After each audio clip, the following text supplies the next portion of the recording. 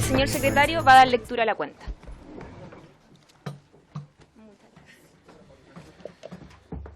Señora Presidenta, estoy buscando la cuenta.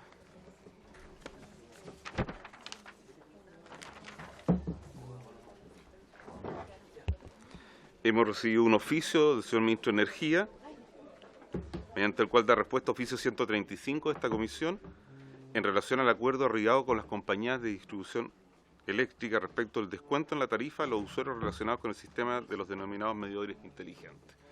Esa es toda la cuenta, señora Presidenta. Esta ha sido enviado este oficio a los correos electrónicos de cada uno de ustedes. Ofrezco la palabra sobre la cuenta. Puntos varios.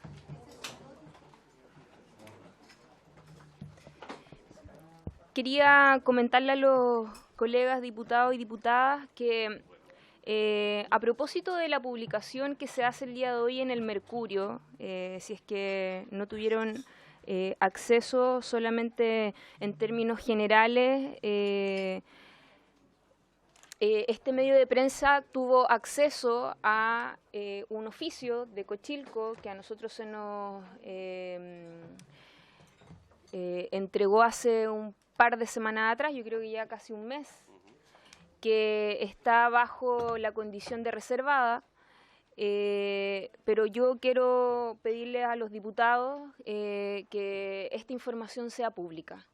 La información que por lo menos está señalada en esta nota creo que tiene antecedentes muy claves e importantes que son tan graves que inclusive pueden ser constitutivas de delito.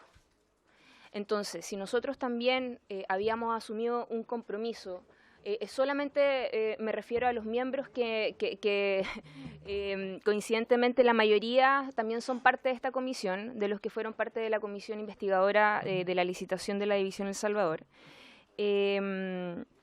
Habíamos asumido hacer una presentación al Ministerio Público. Yo creo que es necesario incorporar este otro oficio que se expone en este medio de comunicación para que obviamente esos antecedentes sean más contundentes.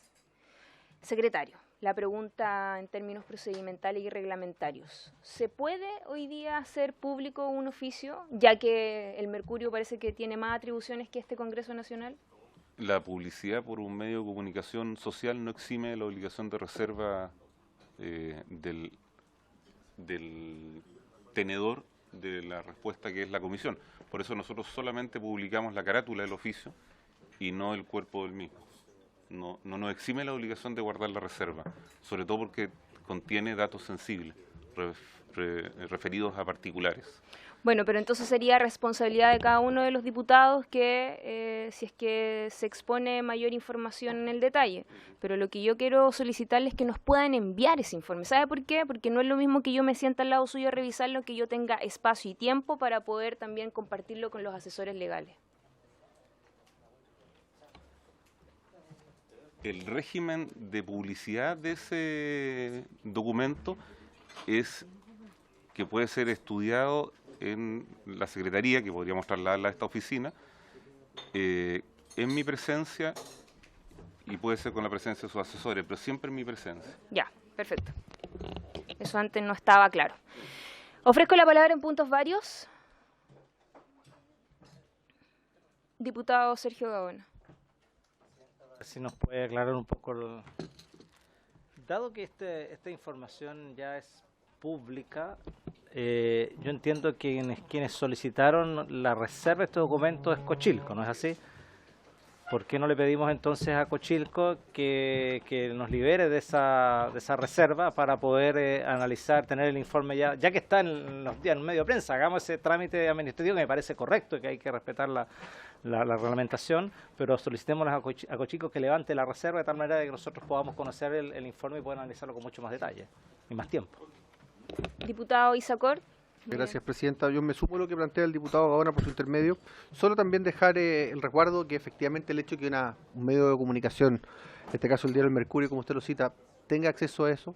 Ahí también hay un respeto a un secreto profesional. Por eso le digo, es un poco empezar a incurrir cómo se llega a eso. Efectivamente, lo ha hecho la propia ley. respalda esa situación.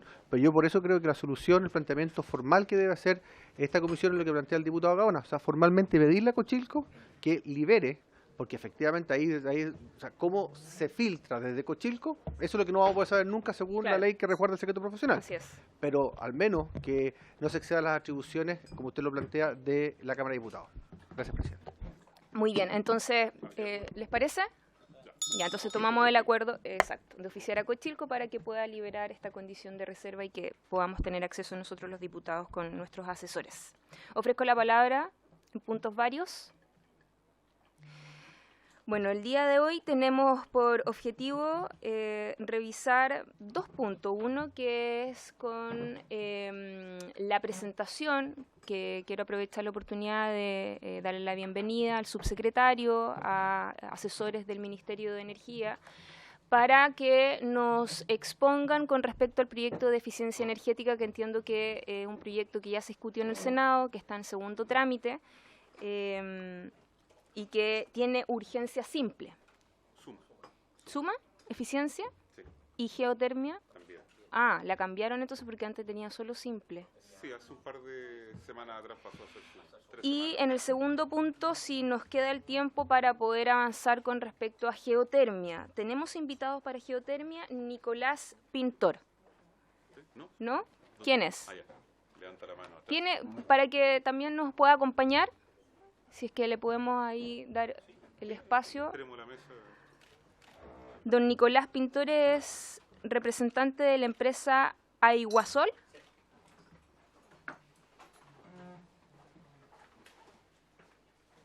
Invitados idea. de término, sí.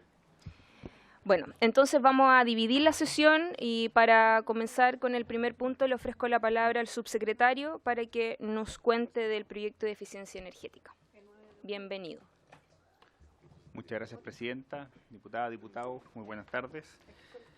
Efectivamente, hoy venimos a presentar un proyecto de ley que comienza su tramitación en la Cámara de Diputados, proyecto de ley sobre eficiencia energética que tuvo una aprobación, amplia aprobación en el Senado, casi unánime en todos sus trámites, con algunas variaciones menores que podemos ir revisando.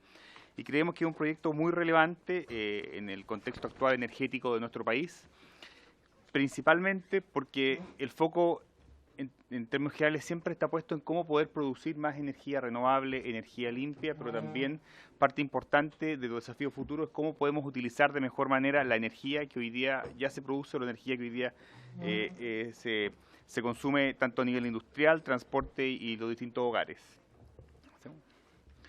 Para darle un poquito de contexto respecto de los usos de la energía, podemos ver que la energía hoy en día o el consumo energético tiene tres principales usos. En primer lugar, el sector transporte, especialmente en materia terrestre, consume cerca del 36% de la energía en nuestro país. El sector industrial y minero, alrededor del 39%, y el sector residencial, público y comercial alcanza cifras cercanas al 25%. Y de este total de consumos, el 22% de esto se refiere a consumos eléctricos. Y la ley que hoy venimos a presentar se refiere y toma acciones en estas 3 áreas distintas, tanto transporte como industrial y minero, y residencial, público o comercial. Poder darle también un poco de contexto por qué es tan importante la eficiencia energética y por qué tiene múltiples beneficios. En primer lugar, porque ayuda a reducir el gasto energético de las familias con el consiguiente menor gasto que esto tiene. También ayuda a reducir las contaminantes globales y locales, y más adelante vamos a ver algunas láminas que nos van a expresar cómo es el aporte en materia de aporte ambiental y descontaminación que realiza también tomar medidas y políticas relativas a la eficiencia energética.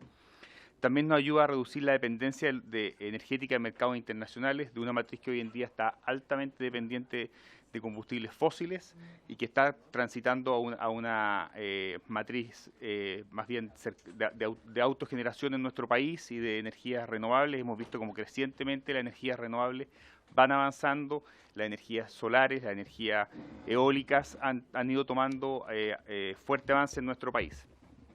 También nos ayuda a reducir distintos usos del territorio y reducir costos de producción aumentando la productividad. Al disminuir los recursos que hoy día se utilizan en materia de energía, se reducen también los costos que se producen en el sector industrial y residencial. Y vinculado también con lo de la dependencia energética, ayuda también a aumentar la seguridad energética de nuestro país. Después, en lo que les comentaba anteriormente respecto a la producción del consumo, aquí podemos ver una lámina que es bien explicativa, que es cómo son esta es una lámina que proviene del World Energy, la Agencia Internacional de Energía, y que demuestra cuáles son los distintos avances o cuáles son los distintos aportes que se tienen que realizar para poder disminuir las emisiones de CO2. Y el 36% proviene del aumento de producción de energías renovables y un 44% proviene de la eficiencia energética. Es por esto que es tan relevante poner el foco también en este tipo de materias y en poder avanzar en un proyecto de ley como el que hoy estamos presentando. Y además en materia ambiental es tremendamente relevante porque en Chile cerca de un 80% de las emisiones de efecto gas invernadero corresponden al sector energía. Y es por esto, y esto se vincula directamente con los anuncios realizados hace unos meses atrás de alcanzar la carbono neutralidad al año 2050 y avanzar también en un cambio en nuestra matriz energética, sacando el carbón y haciendo un recambio transitorio del carbón al año 2040. Y como comentábamos, finalmente la eficiencia energética tiene un papel fundamental tanto en materia ambiental como en materia de reducción de emisiones, como en materia también de poder alcanzar estas metas que revisábamos anteriormente. Sin embargo, para poder avanzar en este tipo de materias hemos visto que hay una serie de barreras y que son y las hemos ido individualizando a través y para esto existen estudios internacionales y también estudios nacionales dentro de nuestro país. Y la mayoría de estas barreras son abordadas de una u otra manera a través de esta iniciativa legal. En primer lugar, existen algunas barreras que son informativas, que se vinculan principalmente al desconocimiento de las alternativas tecnológicamente existentes o sobre el potencial que existe en la eficiencia energética. Probablemente no es del todo conocido respecto del aporte o la relevancia que tiene eficiencia energética en poder avanzar en materias de descontaminación. También hay ciertas barreras culturales de resistencia al cambio, de aversión al riesgo o de poca importancia cultural asignada a la eficiencia energética. Y aquí implementamos barreras, implementamos planes para poder superar eso. También existen algunas barreras económicas, que son los costos de inversión asociados a implementar este tipo de medidas. Problema también de falta de acceso al crédito para poder a veces hacer el recambio tecnológico, y en esto también quisiera mencionar que hace un par de meses atrás se lanzó un crédito verde con el Banco Estado que justamente lo que busca es financiar medidas de este tipo.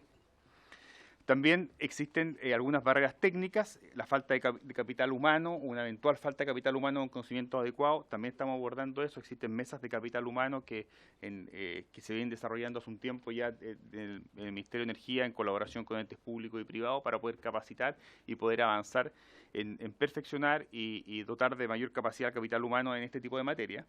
Y también la existencia de mediciones de consumo y características operacionales. Muy relevante poder avanzar en mediciones y en poder ir viendo cómo son los avances que tenemos en estas materias. Y también algunas deficiencias o barreras institucionales y reglamentarias, falta de algunas unidades, falta de reglamento, y parte de esas materias importantes las estamos acogiendo o sentando las bases a través de este proyecto de ley. A nivel internacional, ¿cómo estamos en materia de eficiencia energética? En el mapa que se ve en la lámina, todos aquellos países que están en azul tienen medidas o tienen algún tipo de regulación que promueve la eficiencia energética. Es una materia que es pendiente en Chile y por eso es tan relevante que podamos avanzar en aprobar este proyecto de ley. Y las materias que tratan los proyectos de ley a nivel internacional son bastante similares o tienen bastantes similitudes con algunas de las que estamos también incorporando en nuestro proyecto de ley, por tanto nos permite ponernos a tono a la regulación internacional respecto a la materia. Y entrando ya en materia de lo que es el proyecto de ley de eficiencia energética propiamente tal, el proyecto de ley tiene como por objetivo promover el uso racional y eficiente de los recursos energéticos, fomentando las mejoras en la productividad, competitividad, mejorando la calidad de vida y contribuyendo con el desarrollo sostenible del país. Este proyecto se enmarca también dentro de lo que es la ruta energética y los 10 megacompromisos que se han establecido en el Ministerio de Energía, y busca también generar una cultura del buen uso de la energía en todo nuestro país a todo ámbito, a nivel residencial, industrial y comercial.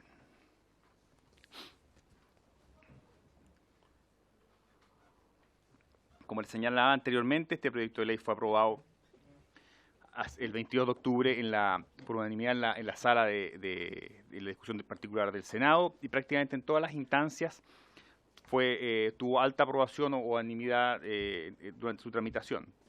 Este proyecto es importante destacar que, si bien nace de un mensaje presentado el 4 de septiembre del 2018, fue refundido con unas mociones parlamentarias de la senadora Allende, el senador Durresti, Girardi, Guillier y Horvat, y se recogieron aspectos positivos también que se incorporaban en esas materias.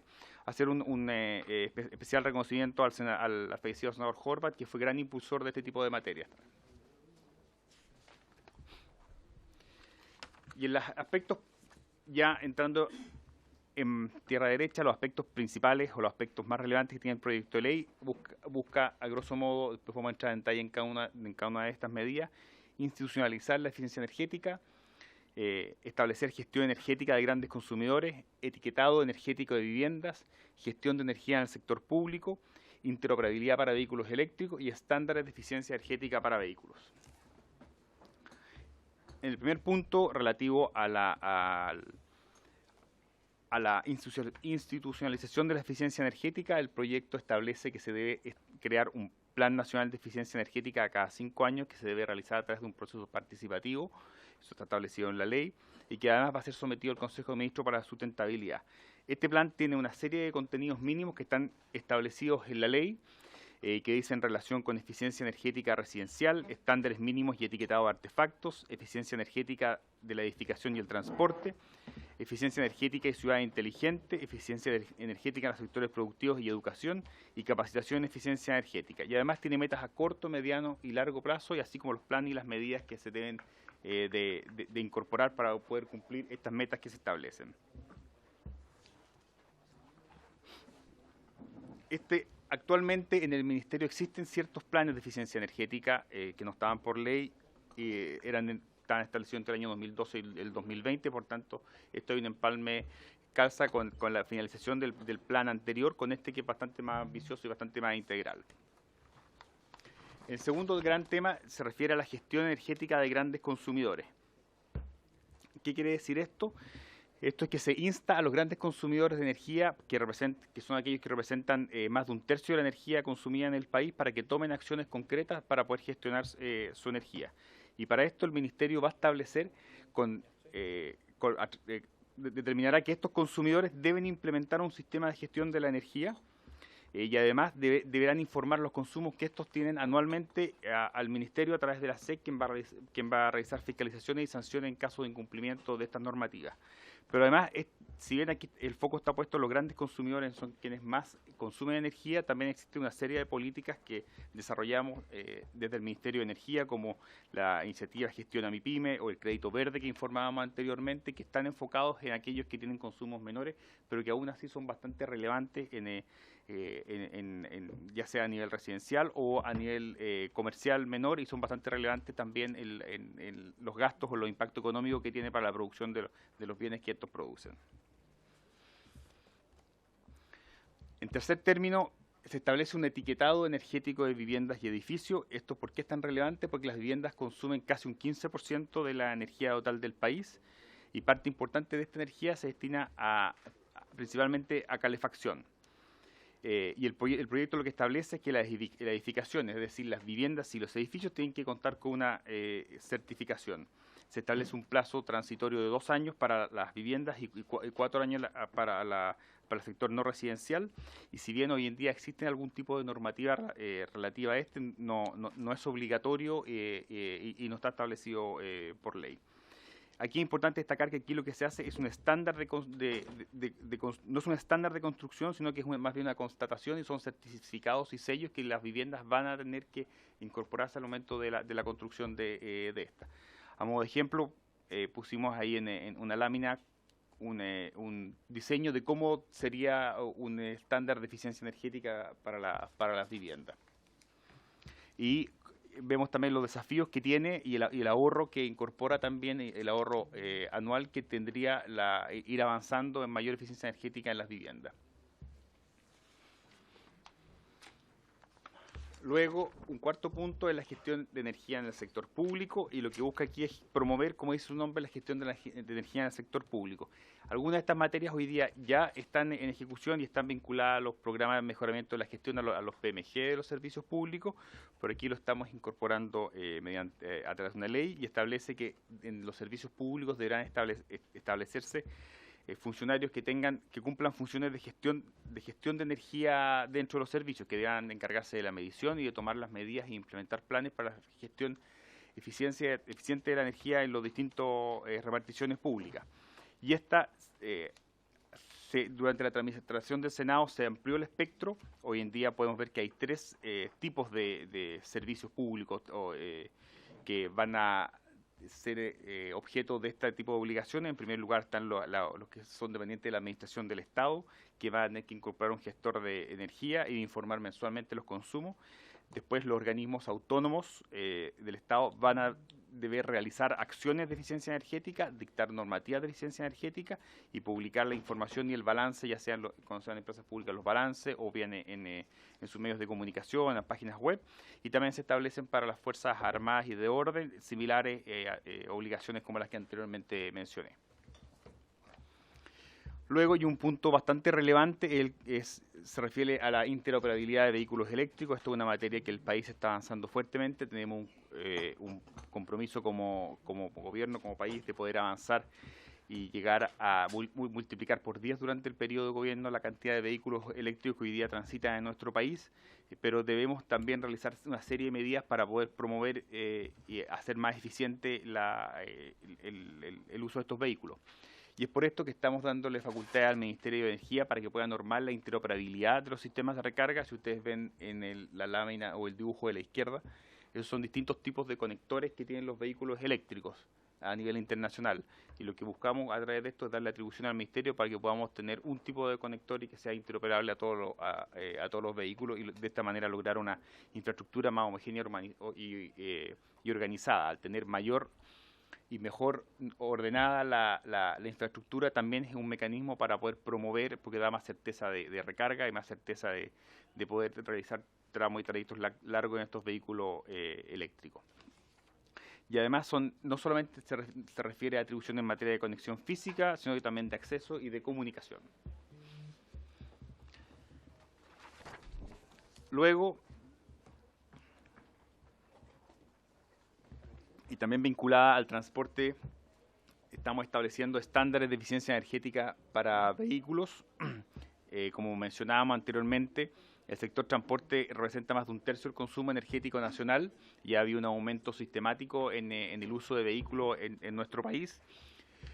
Podemos ver cifras que el aumento aumentó un 29% del consumo energético por el aumento del consumo terrestre, y anualmente entran alrededor de 400.000 vehículos al parque vehicular, y que se suman a los ya casi 5 millones de vehículos que existen. Y nuevamente recalcar la importancia que tienen las emisiones de gases de efecto invernadero que provienen del sector transporte, y por eso la relevancia de poder avanzar en vehículos que sean cero emisión, o vehículos que sean mucho más amigables con el medio ambiente, como son los vehículos eléctricos. En paralelo, en el Ministerio también estamos realizando otro tipo de medidas, como por ejemplo la anunciada hace un par de meses atrás de permitir que los vehículos puedan convertirse a tecnología de gas también, que antes estaba limitado a los taxis colectivos o vehículos de transporte público. Hoy día esto también va a ser posible en el corto plazo, que los vehículos particulares puedan convertirse acá. Y además estamos constantemente explorando otro tipo de tecnologías a nivel internacional, y ustedes, como bien lo saben, el hidrógeno. El hidrógeno es una de las materias que es bastante relevante y que está teniendo avance importante a nivel internacional, y estamos haciendo un seguimiento muy de cerca de ese tipo de cambios tecnológicos. Y en concreto, ¿qué es lo que busca este proyecto de ley? Busca promover la renovación del parque vehicular con vehículos más eficientes, y lo que hace la ley mandata para la fijación de estándares de eficiencia energética en el parque de vehículos nuevos, es decir, establece unos ciertos criterios o estándares que los importadores y comercializadores, representantes de automotoras, deberán cumplir en nuestro país. Y este estándar se va a fijar a través de medición de kilómetros por litros de gasolina, y también su equivalencia en gramos de CO2 por kilómetro, de acuerdo a la homologación o certificación de los distintos vehículos. Y esto también tiene un incentivo adicional a que incorpore vehículos eléctricos porque le da una contabilidad especial o una ponderación especial por 3 a los vehículos eléctricos que se incorporen dentro de su catastro de su cartera de vehículos a comercializar.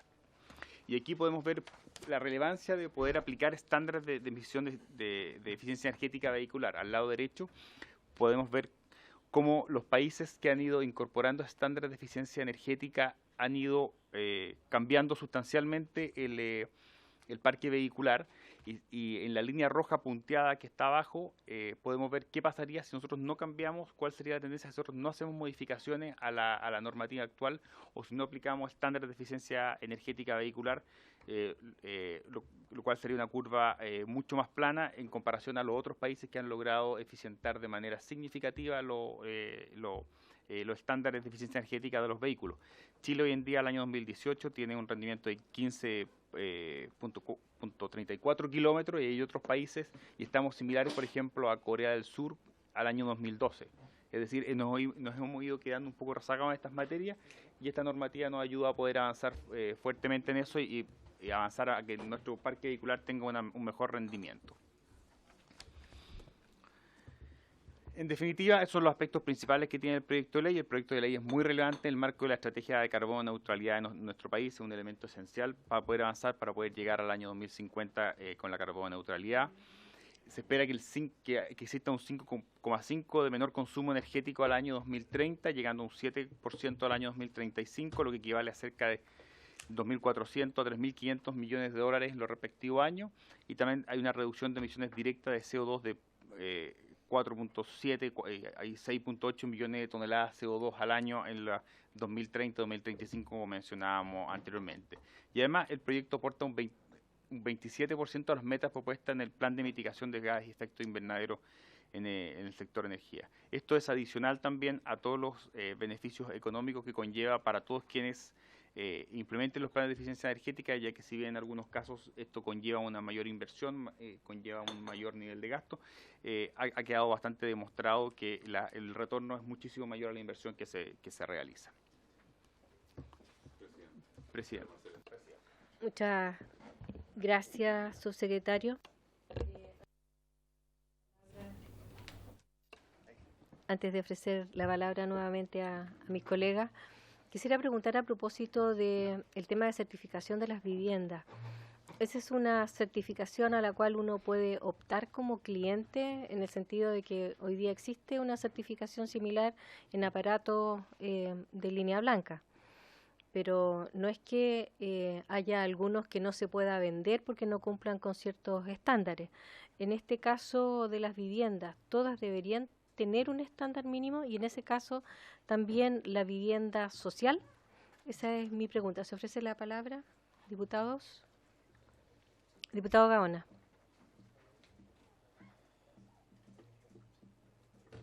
Presidenta, por su intermedio, poder preguntarle al Ejecutivo, por lo que puedo entender, que no he podido leer con detalle todo el texto del proyecto de ley, pero puedo entender de que existen infracciones o multas y cosas por el estilo.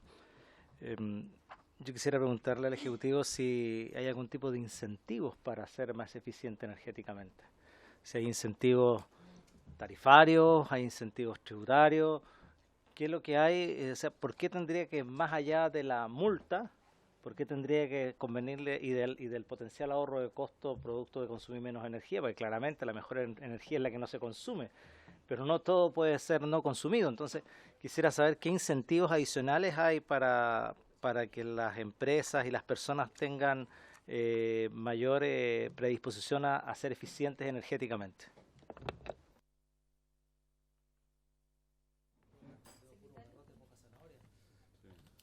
En cumplimiento de una instrucción del secretario general, debo preguntar respecto a la urgencia. Tiene urgencia suma, lo acabamos de chequear, que se renovó al momento de darse cuenta en la Cámara el día, si no me recuerdo, el día 10. ¿El gobierno va a renovar la urgencia? Porque de no ser así tendríamos que votar este proyecto el lunes para poder estar dentro de plazo.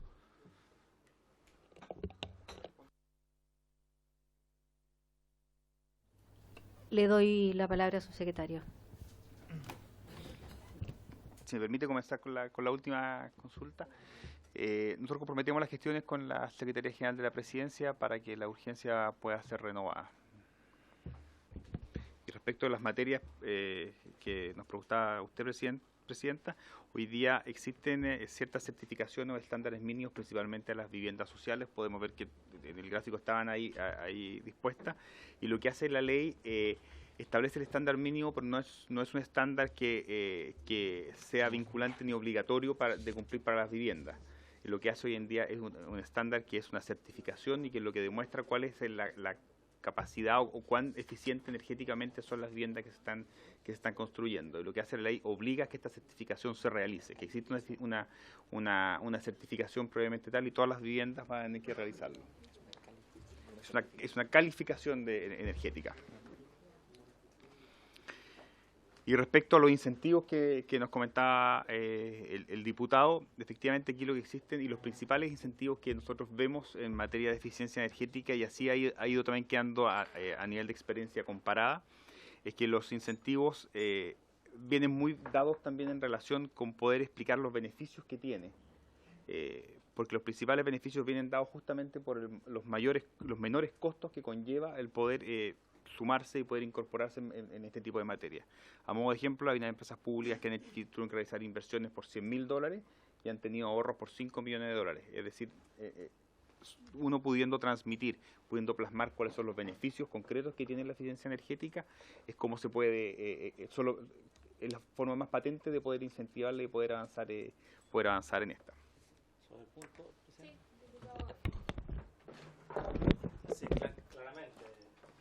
Yo comparto la precisión que señala el Ejecutivo y que el ahorro de costo por la eficiencia energética naturalmente debiera producirse, pero en la persona común y corriente, lo que hace hoy día el Ministerio de Energía es, por ejemplo, incentivar el uso de ampolletas eficientes.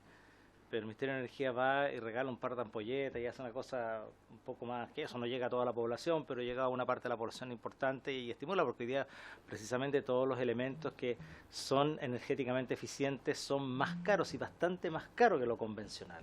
Entonces, el profesor preguntaba si en esta primera etapa, para la implementación de esto, para impulsar esto, va a haber el proyecto considera o no considera algún tipo de incentivo que permita, especialmente a la gente de menos recursos, poder acceder a todos estos elementos de eficiencia energética de tal forma de que efectivamente este beneficio que señala la disminución de los costos de energía llegue también a la gente más vulnerable, porque claramente, y vuelvo a insistir en eso, hoy día los aparatos con eficiencia energética son más caros que los convencionales. Entonces, si no lo considera, perfecto, pero sería bueno que estudiaran algo que permitiera generar algún tipo de incentivo para que al menos la población más vulnerable pueda acceder a esto.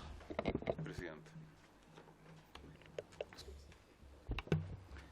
Sí, y efectivamente, y no solamente enmarcado en este proyecto de ley, nosotros tenemos una serie de programas que justamente lo que buscan es poder incentivar el uso de ya sea tanto de autogeneración como de recambio de luminarias. Tenemos también y estamos desarrollando unos proyectos que son de poder crear algunos incentivos para la instalación de paneles fotovoltaicos a nivel domiciliario, a nivel residencial a lo largo de todo el país. Y en general estamos trabajando una serie de medidas que nos permitan avanzar también en poder promover y ver los beneficios y también junto con eso poder acompañar y dar algunos incentivos para poder promover ya sea el uso de energías limpias como también de energías que tienen un menor consumo. Ofrezco la palabra. Yo tengo una pregunta, presidente. Secretario. El proyecto establece un régimen sancionatorio, particularmente en su artículo 4, y es un cuerpo legal autónomo. Para el proceso, ¿se ha pensado en un régimen de reclamación a las sanciones? ¿O se piensa en el régimen general aplicable a los procedimientos administrativos? Subsecretario, que le da la palabra, Juan Ignacio. Sí, Presidenta, por su intermedio, Presidenta. El artículo 4 lo que establece es un régimen sancionador administrativo, por lo cual es un régimen que queda sujeto a las reglas generales de los procedimientos administrativos ante la imposición de una sanción, procede en principio un recurso de reposición, un recurso jerárquico si correspondiera, y además de eso, luego quedan las acciones judiciales ordinarias, que puede ser un recurso de protección u otra que, bueno, la Contraloría también en su efecto, y los recursos judiciales ordinarios que están contemplados en el régimen general. Eso es lo que podemos informar al respecto. Presidenta, y si me permite profundizar en el tema sí. de certificación de viviendas, quisiera darle la palabra a Gabriel Prudencio. Sí, Presidente, por su intermedio, complementando lo que decía el subsecretario anteriormente, justamente el proyecto de ley aborda el tema de la calificación de las viviendas, justamente en la lógica de poder promover mejor información a la luz de que la gente vea opciones de viviendas. Y se preguntaba anteriormente el tema de los estándares mínimos en el tema de vivienda, y quizás cabe hacer mención a que ese es un tema que está principalmente abordado a nivel de la Ordenanza General de Urbanismo y Construcción. Entonces, este principalmente apunta al tema del etiquetado, que tiene una lógica, se veía una foto ahí bastante similar a lo que conocemos hoy día en una serie de artefactos, como por ejemplo los refrigeradores, pero que principalmente apunta a dar mejor información al usuario a la hora de tomar la decisión de su compra, no solamente teniendo a la vista la ubicación, los metros cuadrados y la información que normalmente mira, sino que también la información de del rendimiento energético de la vivienda.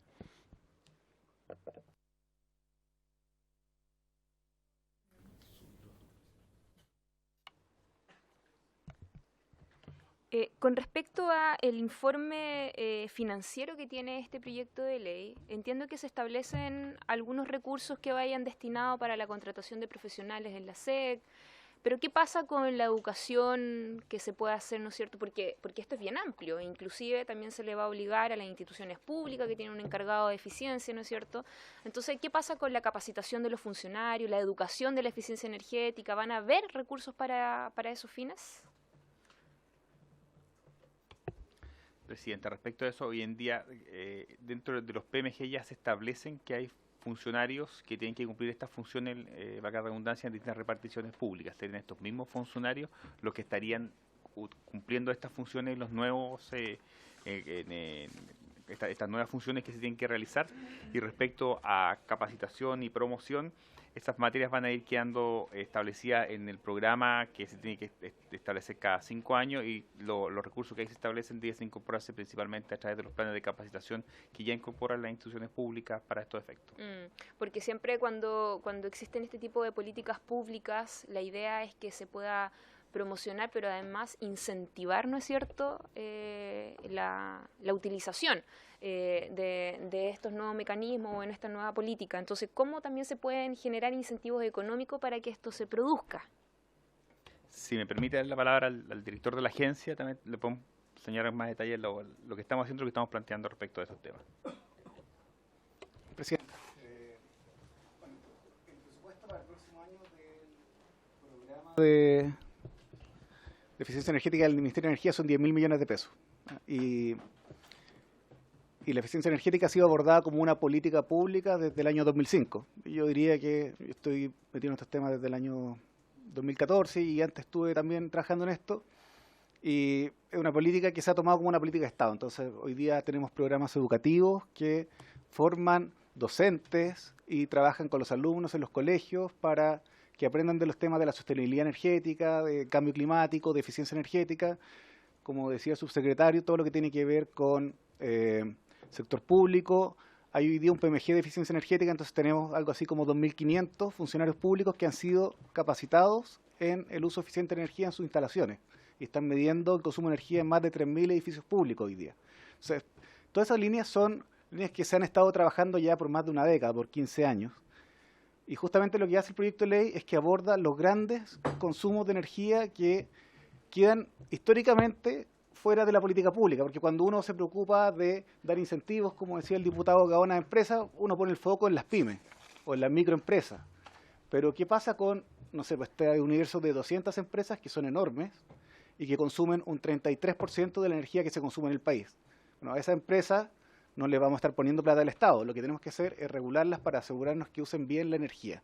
Y por eso es que se establecen estándares de implementación de sistemas de gestión de energía. Lo mismo con el transporte. Hoy día en el transporte, como decía su secretario, entra casi un 10% del parque, se va renovando cada año. Entonces tenemos que asegurarnos que el parque de vehículos nuevos sea más eficiente Y lo mismo con las viviendas. Es súper importante decir que hoy día el Estado ya tiene atribución, como decía el subsecretario, para fijar estándares de construcción de vivienda. De hecho, tenemos un estándar que está desde el 2007 vigente y tenemos otro que es del año 2017 que se está aplicando en zonas con planes de descontaminación. Pero tenemos que mejorar también la información para que la gente cuando vaya a comprar una vivienda sepa si la vivienda que está comprando es eficiente o no. Y eso es justamente lo que quiere abordar el proyecto de ley en ese tema. Entonces, el proyecto de ley tiene un foco muy grande de donde están los grandes consumos que han estado históricamente fuera de las políticas públicas habituales, que han estado muy centradas en apoyar a las pequeñas empresas, en apoyar a los hogares y en la capacitación y en la educación. O sea, igual va a ser un trabajo intersectorial, ¿o no? Porque, ¿qué pasó con el programa que se estaba haciendo en el Ministerio de Energía de la eficiencia energética que se hacía en los barrios, los territorios, con los vecinos, donde se daba cuenta, ¿no es cierto?, de cómo ser más eficiente, ¿no es cierto?, en el hogar? Mostraban como varios mitos y además le entregaban y además entregaban ahí como un pack de, claro, de las nuevas tecnologías. ¿Eso se sigue haciendo? ¿Y hay recursos para este próximo sigue presupuesto? realizando, existen Porque recursos. claramente no tenía idea de que en estos 2 años se seguían haciendo esos programas. Se siguen realizando, Presidenta, estos programas son programas bastante acotados también. Hay que decir que no son grandes recursos los que están vinculados a este tipo de programas. El foco lo tenemos puesto efectivamente en materia de capacitación, como bien decía el director, capacitación, información, y tiene algunos recursos también contemplados para poder entregar kits que tienen productos con eficiencia energética. ¿Puedo dar la palabra a Gabriel Prudencio? Sí, quisiera complementar la información, la correcta información del subsecretario, ahondar quizás un poco en todos los temas que estamos haciendo con respecto a educación energética desde el Ministerio, que tiene 3 principales líneas de acción. ¿Ya? Por un lado, estamos abordando los temas ligados a formación de capital humano, de cómo podemos desde el sector de energía preparar mejores profesionales y técnicos también para los desafíos del presente y futuro energético del país. Para eso existe ya hace aproximadamente 2 años una mesa de trabajo en conjunto con actores privados, actores públicos, actores del sector de la academia también, justamente para conectar mejor las necesidades que tiene el sector con la oferta académica y también con la oferta de capacitación que también tiene el Estado. O sea, hay un gran trabajo con respecto a capital humano. Un segundo eje tiene que ver con cómo potenciamos los temas de energía en la formación escolar formal. Ahí hay actualmente una serie de guías de trabajo que se trabajan también en conjunto con la agencia para incorporar en las salas de clases, se pueden incorporar conceptos de energía en las clases que tienen los alumnos los diferentes temas. Y lo otro tiene que ver justamente con lo que preguntaba usted, Presidenta, con formación general, donde hay una serie de talleres y temas que se trabajan en distintos niveles, y justamente el programa Con Buena Energía es parte de lo que está trabajando activamente para este año, y se proyecta el próximo año debería ser algo similar. Se deberían capacitar cerca de 40.000 personas que reciben esta capacitación y también este kit de eficiencia energética en todas las regiones del país. Gracias, Presidenta. Por su intermedio, preguntar a propósito de estas 300 o 500 empresas, grandes empresas que son, en realidad, no van a recibir ningún incentivo, y la idea es, no sé si a través de políticas solamente tratar de estimular el que ellos se vayan adaptando a esta eficiencia energética, y preguntarle al Ministerio si no debería existir la participación del Ministerio de Energía en la evaluación de los proyectos en su etapa de estudios medioambientales. Y debería haber una, también, así como lo hacen otros sectores, la calificación de sustentabilidad y el pase de estos estudios medioambientales no deberían tener también la participación de un capítulo que tuviera que ver con eficiencia energética. Por su intermedio, Presidenta. Efectivamente, y lo que a través del Plan Nacional de Eficiencia Energética, lo que buscamos es establecer estándares que van a ser exigidos a las empresas. Las empresas van a tener que cumplir esto va a traer aparejado sanciones por el no cumplimiento de las obligaciones que ahí se establezcan dentro de este Plan de Eficiencia Energética. Por tanto, sí, el Ministerio sí está inmersos en ese tipo de materias, y además, como señalaba anteriormente, el Plan Nacional de Eficiencia Energética se busca y se va a realizar luego un proceso o contempla herramientas de participación, es decir, va a ser bastante amplio y abierto.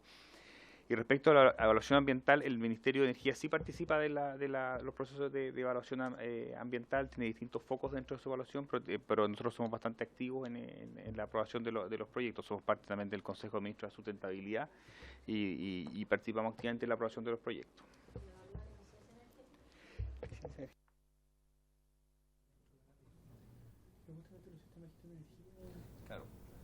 No está expresamente establecido que tengamos que evaluar o que tengan que evaluar el sistema de eficiencia energética, pero sí los sistemas de gestión de energía es nuestra forma que tenemos de poder incorporar y ver cómo poder optimizar el uso de eficiencia de energía dentro de las distintas industrias y empresas. ¿Expresar algunas indicaciones como ejecutivo? Es que es para poder calendarizar un poco la tramitación. Sí, tenemos algunas indicaciones que nos gustaría presentar cuando ustedes así lo establezcan. Creo que nos podrían ayudar a perfeccionar algunos aspectos del proyecto de ley. Algunas son algunas correcciones formales y otras son adición de algunas materias también que estamos actualmente en elaboración interna. Bueno, entonces le pido a los diputados y diputadas que nos puedan hacer llegar la lista de invitados para que hagan las presentaciones. Diputado Pablo Vidal. Sí, una consulta, el Ejecutivo que participó en la tramitación en el Senado, ¿se le hizo alguna solicitud a la Biblioteca del Congreso que hiciera algún análisis de política comparada respecto a esta materia? Porque si no fue así, para ver si lo podemos pedir desde esta comisión para tener una mirada respecto a qué han hecho otros países de Latinoamérica. Entiendo que Chile en esto está retrasado respecto de otros países de Latinoamérica, entonces conocer la experiencia también nos puede permitir saber en qué les fue bien y en qué a lo mejor no les fue tan bien, para que podamos aprovechar la oportunidad. ¿El informe respecto al vecindario desde Latinoamérica? O sea, yo miraría a Latinoamérica y también algunos otros países desarrollados, países OECD, pero miraría en el fondo otras experiencias respecto al tema de eficiencia energética en otros países. ¿Sí? ¿Hay acuerdo? Subse. Nosotros también tenemos diversa información sobre la materia, si así lo estiman podemos hacerla llegar también, que puede servir de insumo para la discusión o para el informe de la biblioteca. Es que lo que pasa es que como no hemos tenido ninguna exposición de nuestros invitados, que es como la primera fase de la escucha y saber también a los actores que muchas veces les compete esta materia, de saber cuál es su opinión, no damos como plazo todavía indicaciones. Yo creo que podríamos abordarlo en un par de semanas más, entendiendo de que a lo mejor no es un tema tan complejo, tan denso, y quizás vamos a avanzar mucho más rápido. ¿Pero hay tiempo de pronto? Sí, de todas maneras. De hecho, está el plazo abierto para que nos envíen la lista de invitados por parte de ustedes. Para ya tener en la próxima sesión del miércoles, tener ahí un grupo importante de participantes. Presidenta, si me permite. Secretario. Justamente en el tema de los plazos. La próxima semana se discute la ley de presupuesto en la Cámara y el miércoles va a estar en pleno votación en particular, partida por partida, la ley de presupuesto, de tal manera que esta comisión no va a sesionar. Y no alcanzo a ver. Muchas gracias. Así es. Por lo que yo le propongo, Presidenta, que fije un plazo toda la próxima semana para que nos hagan llegar, hasta el viernes, que nos hagan llegar posibles invitados. Bueno. El plazo va amplio, porque como no vamos a sesionar el día 13, Perfecto. que hasta el viernes 15 la Secretaría hasta las 5 de la tarde puede recibir, sí, me parece que el viernes 5 de la tarde podría ser Bueno, correcto. de acuerdo. Hasta el viernes, entonces, un plazo hasta el mediodía. Yo quería preguntarle al gobierno ¿qué prioridades vamos a tener ya en términos procedimentales con respecto a las tramitaciones de los dos proyectos que tenemos en esta comisión. Mi opinión muy personal, creo que en el contexto en el que nos encontramos y el momento, ¿no es cierto?, de crisis y que hoy día la gente espera también respuestas rápidas y que le haga sentido y que ojalá vaya en el camino de poder aliviar un poco el bolsillo de todos los chilenos y chilenas, creo que es un poco más de sentido común avanzar con la eficiencia energética. Pero eso es una decisión que tiene que tomar el gobierno. Es una opinión que proviene de la presidencia de esta comisión, entendiendo también el momento que está viviendo nuestro país. ¿Qué es lo que van a hacer? Porque en estricto rigor también tenemos que utilizar de manera eficiente los tiempos también en este Congreso para poder darle rapidez a algunos proyectos que sean prioritarios. Compartimos también la preocupación, Presidenta. Vamos a revisar la urgencia en conversaciones con Sexpress y le informaremos. Ok. Diputado Gaona. Eficiencia energética y geotermia. No tenemos nada más en este minuto. Y eficiencia energética ya viene del Senado. Y geotermia está en primer trámite, ¿no? Ya. O sea, podríamos en noviembre podríamos dejar las dos, ¿no? Sí, yo creo. Diputado Eguiguren.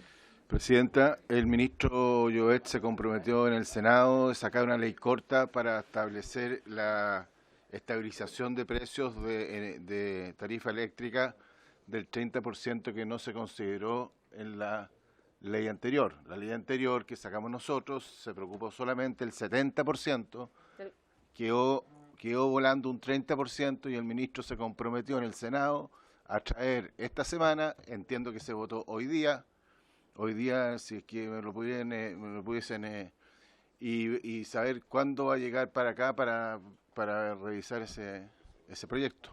Ah, pero esa es la ley corta de distribución. Eso se aprobó hoy día, entiendo. Ah, perfecto. En general. Entiendo que se aprobó en general el partido, pero que se iba a preocupar especialmente, y así se vio en el Senado, sobre el 30% que quedaba dando vueltas, porque la ley que nosotros votamos la semana pasada se refería solamente a la generación, que es el 70%. Diputado Sergio Gaona.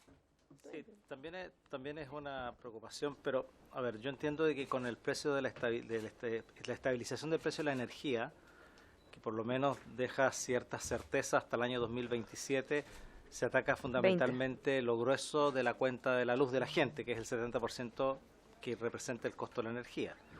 La ley corta ya ataca el otro 20%, que es el tarifado de la distribución eléctrica, que claro, uno puede decir de que es marginal en términos que puede significar una cuenta tipo de 20.000 pesos, cerca de 300, 400 pesos, pero cuando uno multiplica por 7 millones de clientes, más este cambio que se hizo en cómo se estudian las tarifas, sacando a las empresas del cálculo tarifario, eso puede implicar inmediatamente una disminución de ingresos y por lo tanto también de utilidades en alguna medida de cerca de 1.200 millones de dólares para las empresas.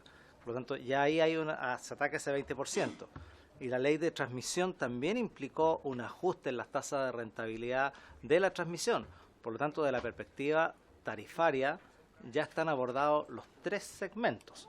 Otra cosa es cómo resolvemos los temas más estructurales en la ley de distribución, y que eso es la ley larga, y que eso tenemos, me imagino yo, aquí a marzo para presentarla y discutirla durante todo el periodo 2020 y a lo mejor parte del 2021. Por tanto, lo que yo entiendo es que ya tendríamos abordado el 100% de los segmentos que significa el tarificado de la cuenta eléctrica. Entonces, yo quisiera preguntarle al Ejecutivo a qué se refiere el ministro con este compromiso que habla por su intermedio el diputado Eguiguren, Presidenta, respecto a este 30%, porque yo entiendo que ya está abordado o hay algo adicional que se va a hacer.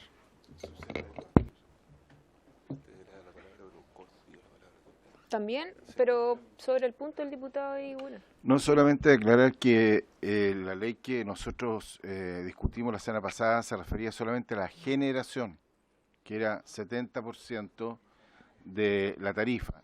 Todo lo que es distribución y transmisión no lo veía y el ministro se comprometió a ingresar esta semana una ley corta que abordara ese 30%. y justamente hablábamos incluso de la letra chica, para que la gente no tuviera dudas después de que quedara una variación por mínima que sea, pero siempre las sensibilidades son grandes, entonces para evitar cualquier sensibilidad y tener la certeza que el precio iba a ser el mismo siempre, iba a tener esta ley corta esta semana, que es lo que yo le quiero consultar al Ejecutivo, si es lo que hoy día se votó en general en el Senado. Gracias, Presidenta. Efectivamente, hoy día lo que se votó en la Comisión de Minería y Energía del Senado es la votación en general de la ley corta de distribución, que ya fue aprobada aquí en la Honorable Cámara de Diputados. Y lo que se discutió durante la tramitación de este mecanismo en el Senado principalmente, y también que tuvo una muy buena acogida aquí en la Cámara de Diputados, es estudiar un mecanismo de estabilización para el tema de la transmisión. Estamos trabajando en eso para poder incorporarlo para el VAT. Y es altamente probable que se presente dentro del marco de la ley corta de distribución ese proyecto, como una indicación. Llegaría en tercer trámite. Dentro de ese. Por tanto, tendría que volver para acá posteriormente. Por eso mismo estamos estudiando la materia.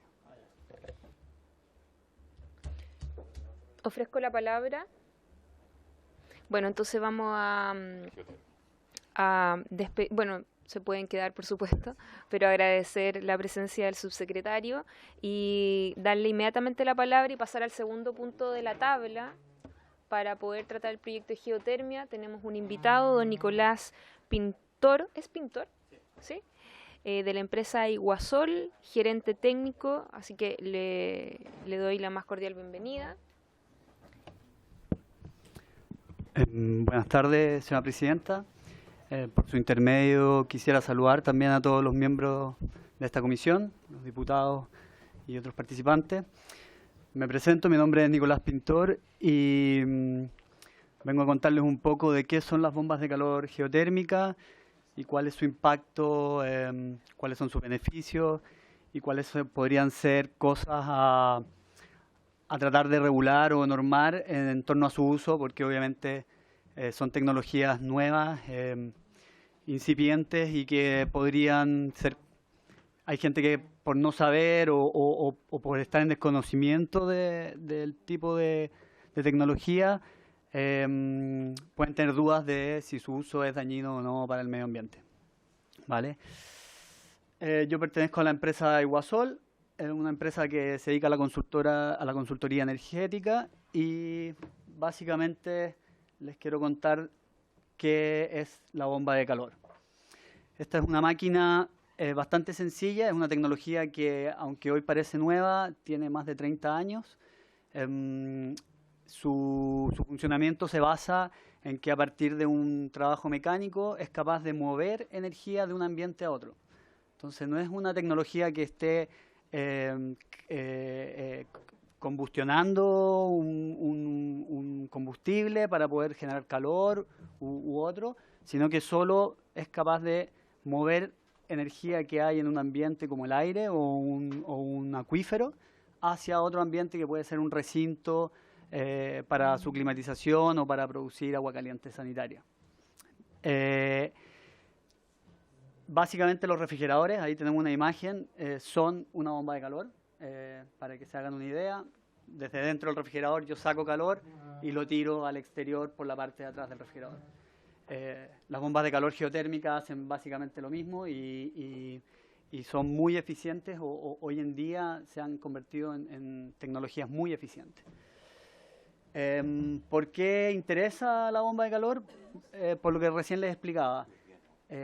Con un consumo pequeño de energía, puede ser eléctrica o de gas, son capaces de mover 3, 4 o 5 veces la energía que consumen. Entonces eso las hace altamente convenientes con respecto a otras tecnologías que hoy se usan, como por ejemplo son las calderas tradicionales. ¿Cómo se clasifican? En general hay varias cosas que las diferencian. Voy a tratar de ser rápido. En primer lugar, la fuente de energía que usan puede ser eléctrica o puede ser de gas. El resto de la máquina es bastante similar en cada uno de los casos, pero el combustible que utilizan como fuente de energía puede ser, como dije, electricidad o gas. ¿De dónde obtienen el calor que van a mover o la energía que van a mover? También las diferencias, puede ser aerotérmicas o geotérmicas. Las aerotérmicas son las que mueven, toman la energía desde el aire, desde el ambiente, y solo lo transportan hacia otro ambiente, como son los aire acondicionados, también son bombas de calor, y básicamente solo están moviendo el calor que puedo encontrar en el ambiente al exterior y moverlo hacia el interior o viceversa. Y las geotérmicas toman energía o calor de la tierra, y esa puede ser desde una napa subterránea, desde un lago, de un río, o desde la misma tierra, dependiendo del lugar donde nos encontremos. Otra de las diferencias importantes, y esto sí es relevante de cara a cualquier legislación o normativa, tiene que ver con la energía que yo quiero suministrar. Si es de alta temperatura o de baja temperatura, con tal de simplificar los términos, se le conoce de alta entalpía o de baja entalpía, pero es equivalente a pensar a qué temperatura estoy entregando yo la energía. Entonces, hay una importante diferencia cuando se habla de sistemas que son de alta temperatura, con la idea de producir energía eléctrica o procesos mineros de alta temperatura, versus lo que puede ser sistemas de bomba de calor para baja temperatura, como puede ser vivienda, agricultura, producción de agua caliente, calentamiento de piscinas para los centros deportivos u otros. Y por último, otra de las clasificaciones importantes es dependiendo en el caso de las geotérmicas, de su operación, de dónde voy a tomar el calor. Si es que es desde la tierra, como les dije, eso significa hacer un ciclo cerrado. Básicamente es como una tubería que baja a la tierra y la recorre por ciertos metros, y con eso obtengo el calor de la tierra. O el ciclo abierto, que puedo tomar la temperatura de un pozo subterráneo, de una napa o de un lago, y utilizar esa temperatura para el proceso y después devolverla y no reinyectarla a su fuente de origen.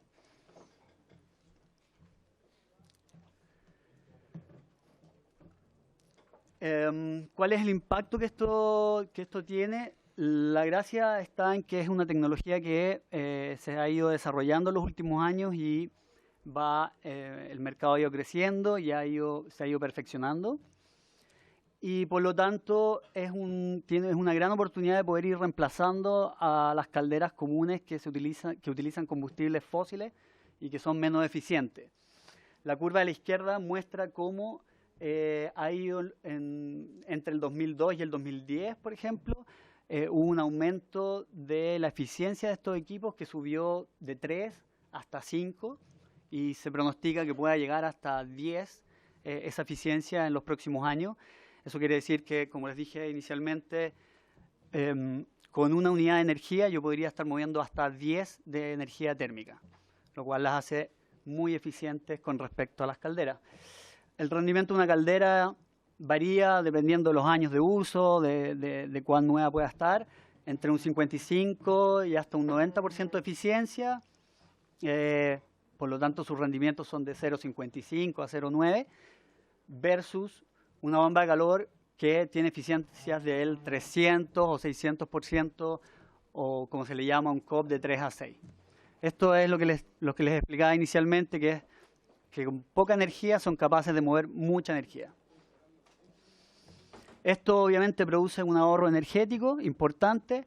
3 a 6 unidades de energía térmica se pueden mover con una sola de energía eléctrica. Y eso se traduce en un ahorro entre un 50 y un 80% de energía. Y en términos de costo, nosotros hemos realizado bastantes proyectos donde en general podemos llegar a reducciones de costos operacionales de un 60% en edificios de centros deportivos, piscinas temperadas u otro. Lo otro es que el precio de la energía de esta tecnología baja un 20% con respecto al de otras tecnologías. Si uno hace una evaluación de cuál es el precio de la energía que se puede vender desde un sistema solar térmico o desde una caldera convencional, esto se puede traducir en un ahorro de un 20% con respecto a esas. Y lo otro importante es que son capaces de realizar producción simultánea de frío y de calor. Por lo tanto, da ciertas condiciones para edificios que se quieren climatizar o se quiere producir agua caliente sanitaria mientras se enfría otro proceso o la misma climatización, el equipo puede hacer ambas a la vez. Y eso también lo hace altamente eficiente porque produce dos cantidades de energía con el consumo de la misma unidad inicial. En términos de impacto, también es importante decir que se considera que es una energía renovable, que tiene una importante disminución en las emisiones de CO2, dada esta misma explicación anterior, la poca energía que consume versus la alta energía que entrega. Es una tecnología simple, como les comentaba, es equivalente a un refrigerador, por lo tanto, en términos de implementación, de poder tener repuestos y cualquier necesidad de hacer mantenimiento de los equipos, es bastante sencilla. Y lo que sí es que con respecto a la fuente de donde toma la energía, sí produce una diferencia de temperatura de entre 3 y 7 grados, dado que en general toma el aire o toma el agua y luego la tiene que devolver, y eso lo hace con una diferencia de temperatura de 3 a 7 grados por encima o por abajo, dependiendo si está haciendo frío o calor. Eso obviamente puede tener un impacto y es parte de lo que pretendo explicar. Efectos en el agua. Cuando hablamos de una bomba de calor que usa las napas subterráneas como fuente de su energía, pueden verlo en la imagen de la izquierda arriba. Es una casa, en teoría, un edificio que pretende climatizar utilizando la temperatura que tiene el agua de las napas subterráneas. Y que lo importante es que esto extrae un caudal de un recurso hídrico, pero hay que entender que este se devuelve a la fuente. O sea, en términos de consumo, no está extrayendo agua para el consumo de la vivienda, sino que solo está utilizando la temperatura que éste tiene. Y como les comentaba recién, la temperatura del pozo obviamente se puede ver afectada por la operación de este sistema.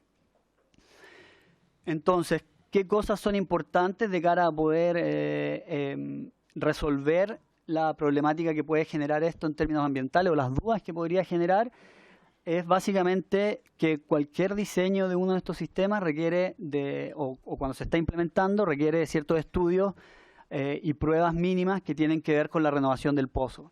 Uno regulando el caudal que se está extrayendo de ese pozo o napa o lago, perfectamente puede controlar el efecto de este diferencial de temperatura, que es bastante pequeño además. Por otro lado, hay que saber que ese diferencial de temperatura a quien implemente esta tecnología tampoco le conviene aumentarlo.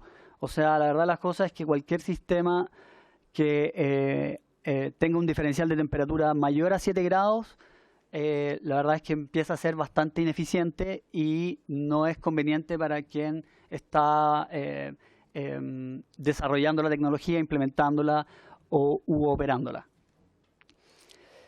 Y por lo tanto se debe tener énfasis en que los derechos de agua que pudieran requerir estos sistemas debiesen ser no consumtivos, ya que el recurso, el usuario o el sistema no está consumiendo ese caudal de agua, sino que solo le está extrayendo un delta de temperatura. En el caso del recurso geotérmico, cuando estamos hablando de enterrar cañerías bajo el suelo, Lo único relevante es que el uso del suelo subterráneo con redes de cañería puede obviamente interferir con futuras construcciones, puede interferir en un posible futuro paso del metro u otro, cualquier construcción que sea subterránea, y eso obviamente requiere cierta registro, ¿no?, de estos proyectos, porque no podría estarse construyendo sin tener identificado dónde están estos sistemas, ¿no? ¿Qué es lo que hace? Conduce el fluido bajo la tierra y también con el mismo diferencial de temperatura impacta a la tierra, lo cual es mucho menos complicado que en el caso del agua. Y también el proyectista o quien está implementando este sistema debiera procurar no aumentar ese diferencial de temperatura, porque tampoco le conviene. El equipo empieza a funcionar más ineficientemente y por lo tanto es algo que también debe ser materia de estudio o regulación el poner un límite probablemente en ello. Otra cosa importante es que el terreno, por así decirlo, no debiese enfriarse a menos de 4 grados, y eso hay casos a nivel mundial en donde sí ha sucedido. Se han realizado malos diseños de estos sistemas y se han, por así decir, congelado los subsuelos del lugar donde se están implementando. El mayor problema con ello, el mayor impacto lo tiene la misma máquina o el mismo proyectista o quien está queriendo aprovechar este recurso, porque la verdad es que una vez que pasa eso, toma tiempo en que la temperatura vuelva a subir, y la máquina, mientras eso no suceda, la máquina no va a poder funcionar. Así que, en cierto modo, esto también podría ser normado, pero el incentivo del proyectista es a que esto no suceda. Sí es importante decir que a lo mejor este es un aprovechamiento somero de la energía geotérmica muy distinto al aprovechamiento del recurso geotérmico cuando se habla de alta entalpía, que es cuando estamos obteniendo vapor o energía del subsuelo a nivel ya cuando se está obteniendo el vapor cercano a las napas calientes y cuando son geotérmicas más grandes para la producción eléctrica. Esto es muy distinto. Esto estamos hablando de que los pozos no son mayores a 100, 150 metros de profundidad. En términos de legislación, hoy día existe legislación de las concesiones, pero está principalmente pensado en los proyectos de alta entalpía, como les decía, que son de gran tamaño, que son para producción de energía eléctrica, básicamente, y por ende esto limita el desarrollo de los proyectos de baja entalpía que pueden favorecer a todo lo que es proyectos del tipo de viviendas, multifamiliares, hospitales, hoteles, todo lo que son centros deportivos, centros acuáticos y muchos más. La legislación probablemente debe tener debiera ser modificada con tal de poder tener la exclusión de todos estos proyectos de baja entalpía o de tamaños pequeños, y así poder fomentar el proyecto de esta tecnología en sistemas de uso directo que son de calor, ¿vale? Importante es lo que les mencionaba. Probablemente hay que tener un registro nacional del aprovechamiento somero de este recurso, que es para tener constancia de que se están instalando tuberías bajo tierra. Asimismo, el tema de las aguas, poner énfasis en el tema de los derechos no consumtivos de estas aguas. El recurso no se está consumiendo, sino que solo se le está sacando cierto nivel de temperatura, y eso se puede normar y controlar de cara a que el proyecto no tenga impacto en el recurso hídrico. Y las reglamentaciones estándares para todos estos sistemas, dado que hoy día no existe. ¿Cuál es la principal aplicación de estas bombas de calor? Como les comentaba, son ideales para edificios de viviendas multifamiliares, edificios públicos y de oficinas, condominios, centros acuáticos, hospitales, hoteles, centros deportivos e incluso en agricultura y ganadería para calefaccionar los invernaderos o las granjas de animales. También se puede usar en minería para ciertos procesos que son de baja temperatura, pero el énfasis, como les digo, debiese ser en todo lo que tiene que ver con el uso del calor directo en hogares y uso residencial. Estos son algunos ejemplos de proyectos que hemos implementado. Este es el centro acuático del Estadio Nacional, donde se realizó un análisis y un estudio de cómo podía impactar el uso de bombas de calor si eran reemplazadas las calderas por esta tecnología, las calderas actuales, y se proyectan ahorros energéticos del 80%, como se los mencionaba anteriormente. Se estiman ahorros en los costos operacionales de un 65% y se estima una disminución de las emisiones en un 35%. Lo interesante de esto es que con este ahorro en los costos operacionales de un edificio de este tipo, permite mejorar los estándares de climatización de otros recintos. O sea, hay una reducción en los costos y eso le permitiría al estadio poder calefaccionar otros recintos con esos dineros. Eso ha sido uno de los temas fundamentales de este proyecto. Asimismo, tenemos proyectos en Barcelona donde se lograron ahorros energéticos de un 70% aproximadamente por el uso de la bomba de calor. Tenemos otro donde se hizo un sistema distrital. Se conectaron 5 edificios a una gran central térmica de distinto uso. Eran hospitales, mercados, hoteles. Y el impacto fue muy alto y en términos de disminución de emisiones de CO2 se lograron reducir en 570 toneladas al año. En Chile, sistemas que estén operando con bombas de calor, hoy día en el Colegio San Javier de Puerto Montt existe una bomba de calor operativa, en el Teatro del Lago de Frutillar, en el Hotel Cabañas del Lago de Puerto Varas y en el edificio Titanium.